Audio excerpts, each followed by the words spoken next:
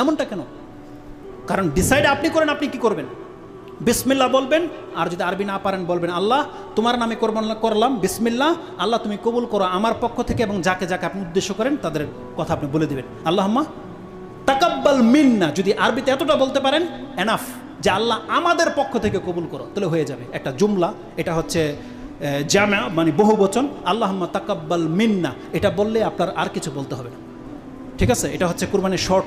আর সব থেকে আপনার উপরে লাজিম যেটা, আপনারা চাক্কু যেটা, এটা অত্যন্ত ধারালো হতে হবে। রাসূলুল্লাহ সাল্লাল্লাহু আলাইহি ওয়াসাল্লাম বলছেন, শাদ্দাদ বিন আউস তিনি বলছেন, আমি রাসূল সাল্লামের কাছ থেকে দুইটা কথা শিখেছি যা কোনোদিন ভুলবো না। সেটা কি?